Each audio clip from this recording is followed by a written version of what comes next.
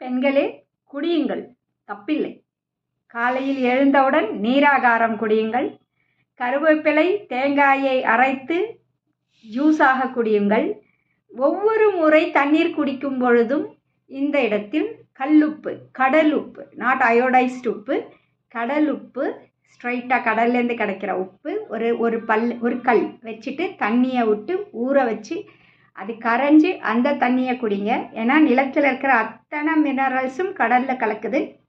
அந்த கடலில் இருக்கிற உப்பை எடுத்து பண்ணும்போது நம்ம பாடிக்கு செல்ஸுக்கு தேவையான அத்தனை மினரல்ஸும், ஏன்னா நம்ம இப்போ அக்வா ஃப்ரெஷ்ஷில் தண்ணி குடிச்சிட்ருக்கோம், எல்லாமே நமக்கு வடிகட்டி ஒன்றுமே இல்லாமல் சக்கையை குடிக்கிறோம்.